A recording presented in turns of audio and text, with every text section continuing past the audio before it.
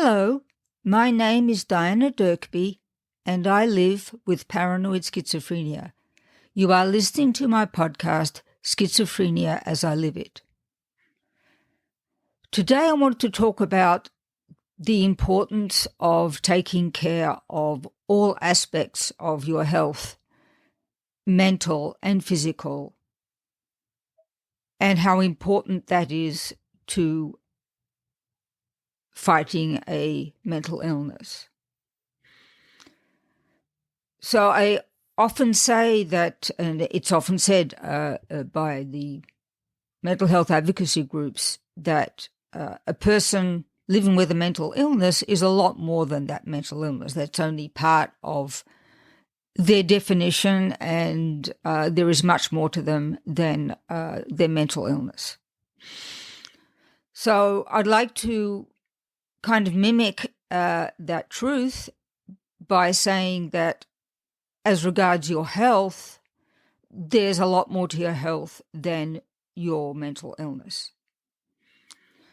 Now, in the case of schizophrenia, which I live with and my mother lived with, it's a very jealous illness. When you are in the midst of a relapse or you're having some days where you are really struggling, it's very jealous of everything else. It wants your attention, it demands your attention, and you have to put a lot of energy into managing the symptoms of schizophrenia. This is one of the themes of my book, the Overlife, A Tale of Schizophrenia, which is about a mother and daughter living with paranoid schizophrenia, just like I do and my mother did. The mother character in the book never faces that she has a mental illness.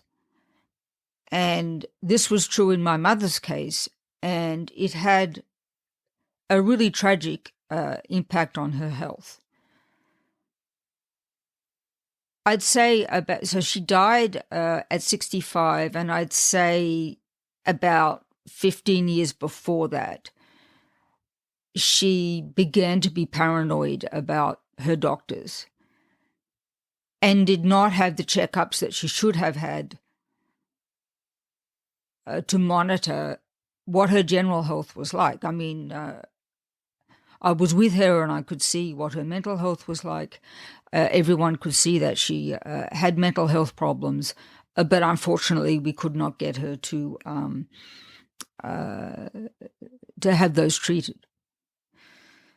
In the end, she died of ovarian cancer, and that ovarian cancer was only discovered right at the very end of her life when she was finally committed for being a danger to herself. So committed to a psychiatric ward. Now, I don't know, nobody can know what the prognosis would have been had she trusted her doctors. Ovarian cancer is a notoriously difficult cancer to detect in its early stages. So if my mother hadn't had a mental illness, it's not clear that the eventual outcome wouldn't have been the same. So in other words, if she'd been without her schizophrenia, she may still have died with ovarian cancer. But I'm talking about extremes here, and it's necessary also to look at the less extreme aspects of your health. So the mental health advocacy groups quite correctly say that mental health is your health. But I'd like to kind of underline that mental health is part of your health. So it's part of what you need to take care of. So as an example, many people are rather distressed when they first begin to take antipsychotic drugs because they are inclined to put on weight. Now, this may seem a very vain and trivial thing in the face of schizophrenia symptoms, and indeed it is. It's much more important to get your schizophrenia symptoms attenuated and to be able to manage them than it is to fret about a few extra pounds. But for some people, it's a lot more than a few extra pounds. So in my case, I did not suffer with the side effect from antipsychotics. I went to the doctor yesterday, and I'm the same weight as I've been for years and years. So, and the antipsychotics never had much impact on my weight. However, your weight is an important part of your physical health. If you become overweight, and for some people it is indeed as a result of taking antipsychotic medication, then you need to address it. And going on crash diets and getting yourself all upset because you have a bad relationship with the scale. You don't like the numbers that it's giving you each time you weigh yourself. I think it's much better to do something a lot more systematic.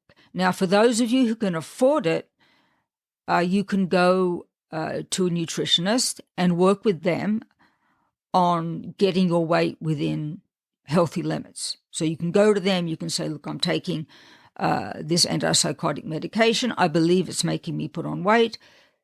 Can I work with you to get my weight within healthy limits? Now, not everybody can afford to go to a nutritionist, and not everybody is in a state of mind when they're struggling with their mental health to set all that up. Fortunately, there are now many things available online. So personally, I have a Fitbit watch, and the model is Sense. It's a bit on the pricey side for Fitbit, and there are many much cheaper alternatives, but it's vastly cheaper than an Apple Watch. And I found that it's the app and the watch together are very, very good at providing information about my basic health. So you can take a basic membership to Fitbit, or you can take a premium membership, which is what I have, because with the premium membership, you also get a whole lot of cool workouts that are fun to do and not ridiculously overtaxing. So this brings me to another point, is that, I know with schizophrenia, it can be completely exhausting to combat the symptoms if you're going through a bad phase. And it's really, really hard to think about physical exercise, but it does pay off. If you can just commit, say, to walking half an hour outside, if you don't want to go on your own, try to find someone to go with you. If you haven't got the appetite for going outside, but you can afford it, you can buy yourself your own treadmill. Or you can take a membership in a gym and go there every day or so and use their equipment.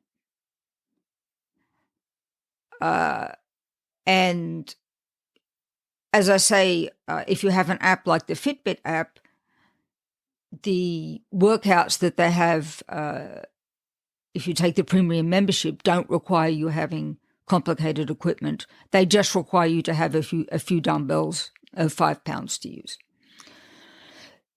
So exercise and diet are fundamental to anybody's good health, and they are equally as fundamental to someone living with a mental illness.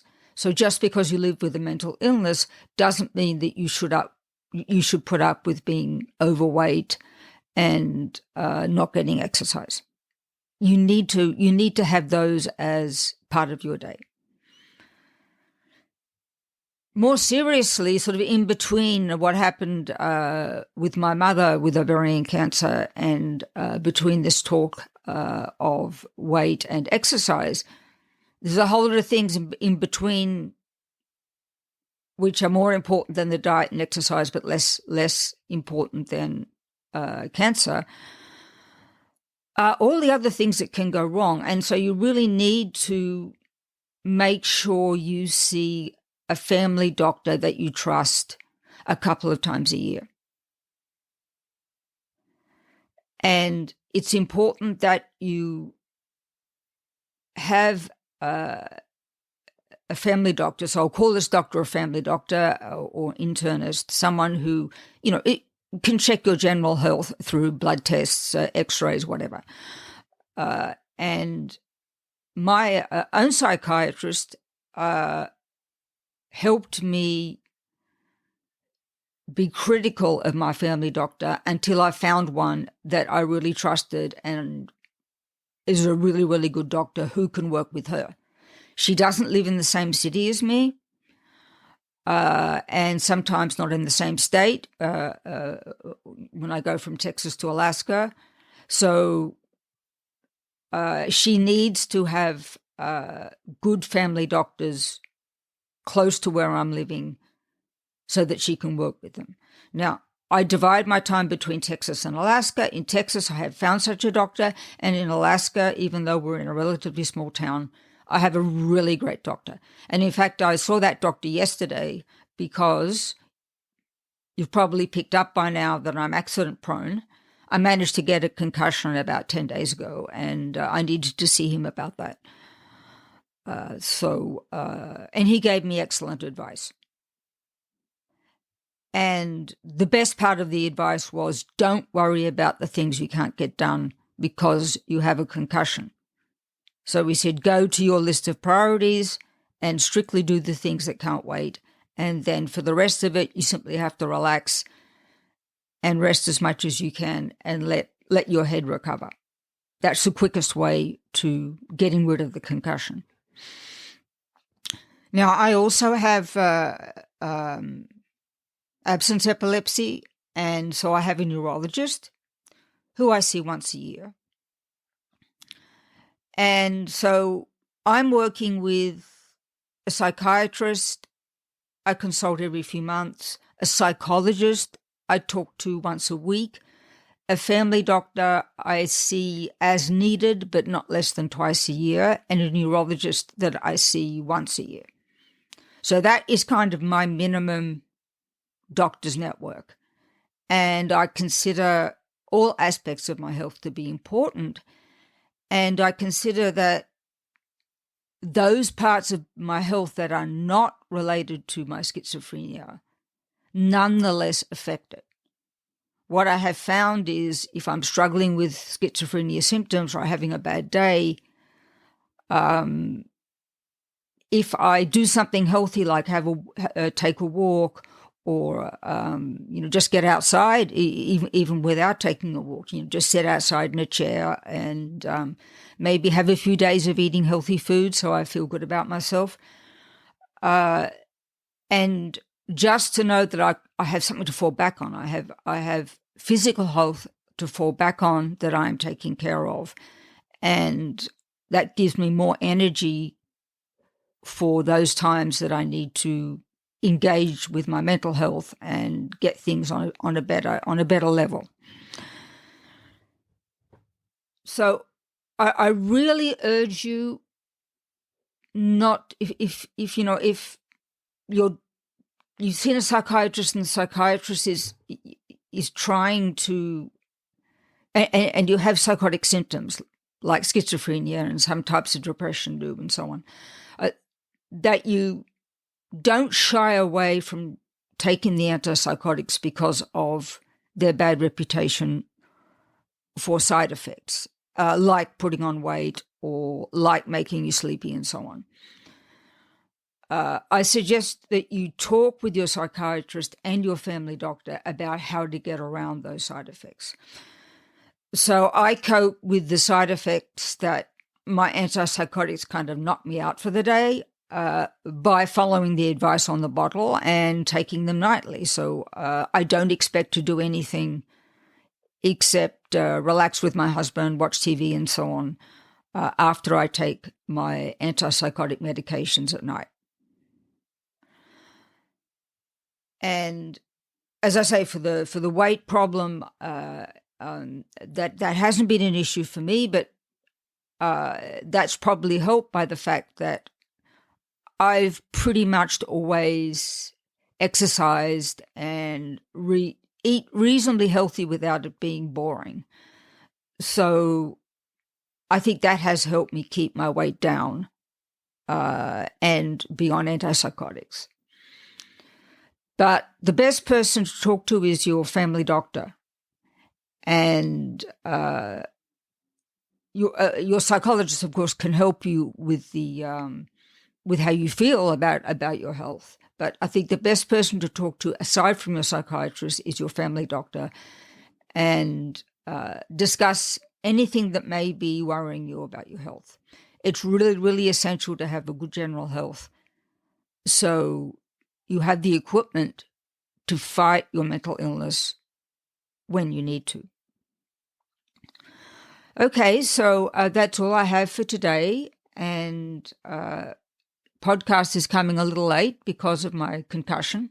So this is the first day I was up to doing it since the last podcast. I do hope you will keep checking back. I do hope you will give some thought to buying my book, The Overlife, Tale of Schizophrenia. And I hope you have a wonderful day. And as always, thank you for listening.